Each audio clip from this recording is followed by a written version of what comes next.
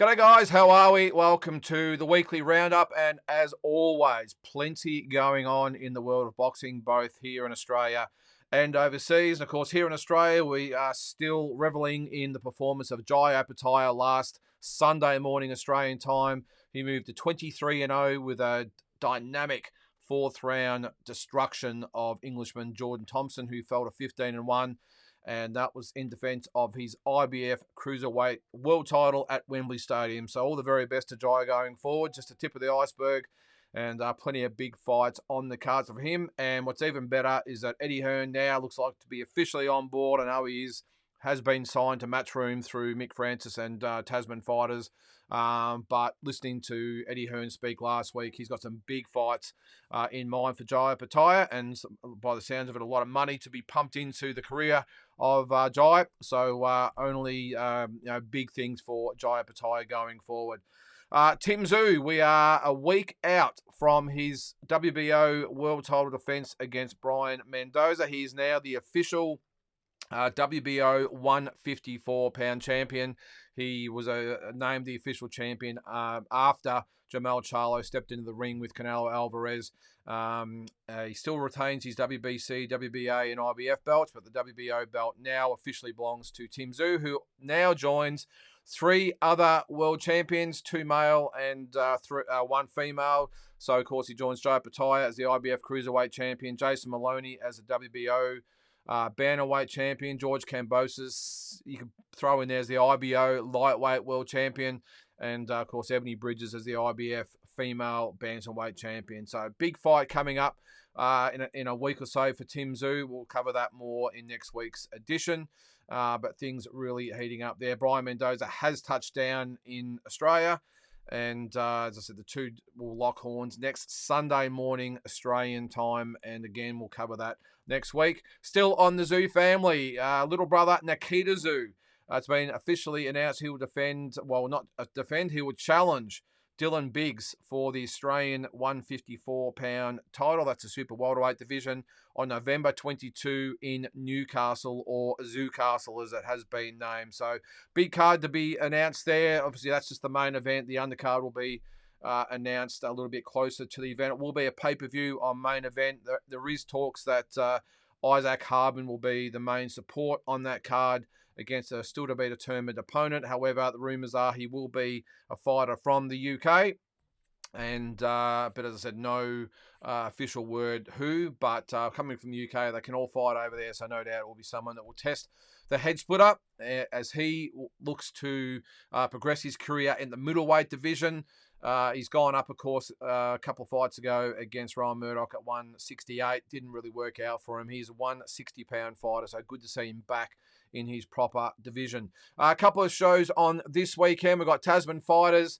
This Saturday night, Mooloolaba Bowls Club. Dana Coolwell, 11-2, will fight Angelo Beltran, who's 8-1 over 10 rounds at 126.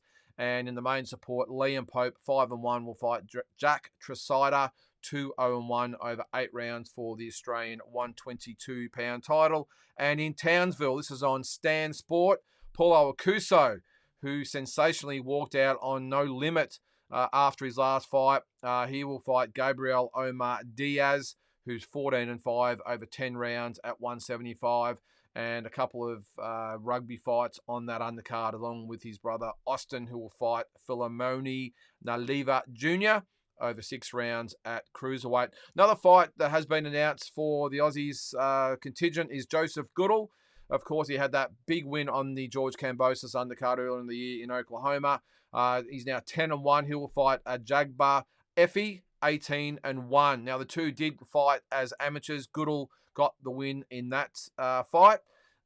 Effie, now signed with Top Rank, wants revenge for that one. Should be a really good scrap. Takes place on November 4 at the Tahoe Blue Event Center in Lake Tahoe, Nevada. Now, if you're not sure where that is, it's about an hour out of Reno, which is about an hour flight from Las Vegas. So it's an hour drive out of Reno.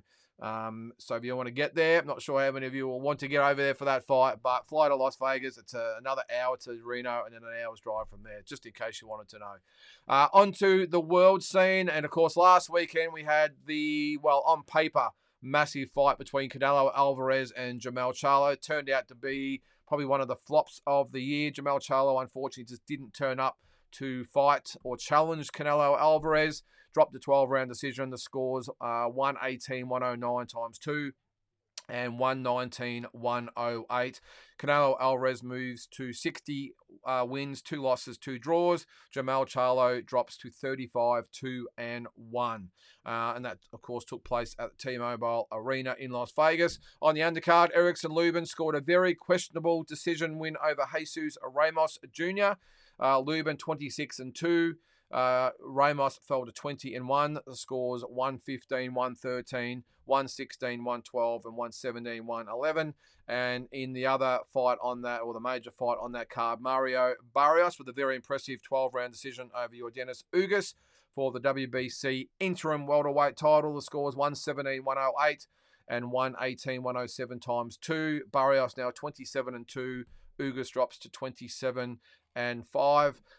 Big rumours coming out of the UK that Tyson Fury will fight Alexander Usyk in December, so December 23rd in Saudi Arabia. Fury 33-0, Usyk 21-0. Of course, Tyson Fury has a fight scheduled in October against Francis Ngannou. I think that's how you pronounce it. Forgive me, I'm not really an MMA follower. But he has that fight, I think it's late October, so it's only going to be 8-week turnaround, which is very unusual for someone like Fury who doesn't fight that often. So I still remain to be convinced, but that is the word coming out that Fury and Usyk will fight on December 23 in Saudi Arabia. And other rumours are as that Fury could pocket up to $200 million for both of those fights against Ngannou and Usyk. So no word what Usyk looks to make, but I would think it'd be in the vicinity of 40 to 50 million for that fight. So we are going to get the fight that we want. Let's hope it comes off and we get an undisputed heavyweight champion after that. So another heavyweight fight that sort of looks like it's going to happen and not going to happen is Anthony Joshua, Deontay Wilder. One thing it's not happening is in January, or when it's not happening is in January, and it was going to happen in Saudi Arabia, looking more like March or April in another location, so it won't be in Saudi Arabia.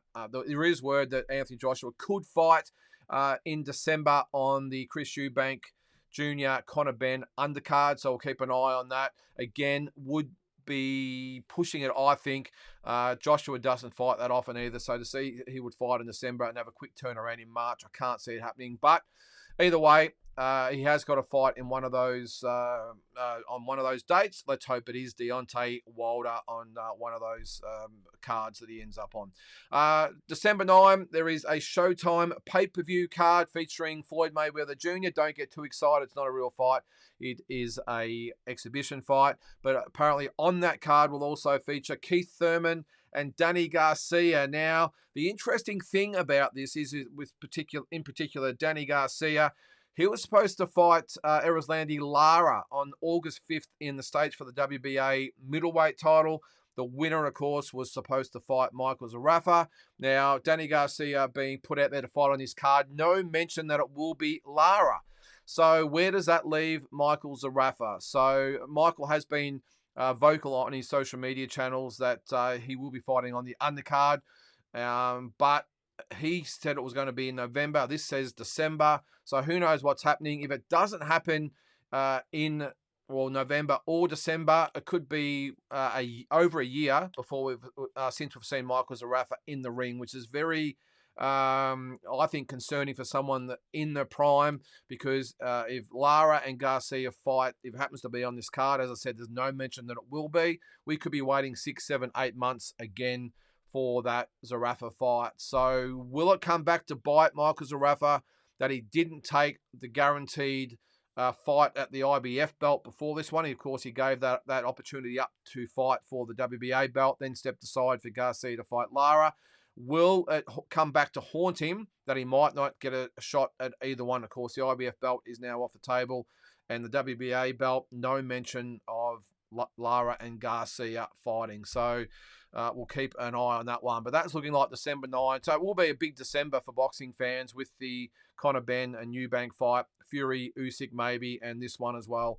And I think Dimitri Bivol has talked that he might fight as well in December. So we'll keep an eye on that. But for Michael Zerafa, I'm just not sure where this sort of leaves him. Because that Garcia fight had no mention of the Lara, and then in connection with the Zerafa fight after that one. So we'll see. Some big fights this weekend, or a big fight this weekend in the UK. Lee Wood, 27-3, will fight Josh Warrington, 31-2 for the WBA featherweight title. That fight will take place in Sheffield, England, at the Sheffield Arena.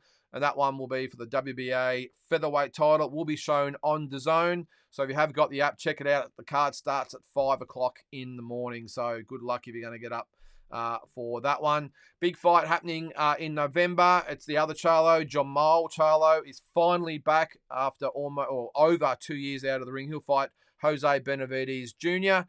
That fight will be either in Las Vegas or Texas. Hasn't been officially confirmed yet. It will be on the undercard of David Benavides and Demetrius Boo Boo Andre, which should be a really, really good fight. David Benavides, that is 26-0, Andre 32-0. So a good card. I like that one. The other one in December, Ryan Garcia will make his return. He'll fight the very dangerous Oscar Duarte, who's 26-1-1. Garcia's 23-1. That will be in San Antonio, Texas, also on DAZN. I'll be interested to see how Ryan Garcia goes under new trainer Derek James, who hasn't had a lot of success recently. Of course, he was in the corner for Jamal Charlo against Canelo, and also Errol Spence against Terence Crawford. So let's see if he has a little bit better luck with Ryan Garcia in this one.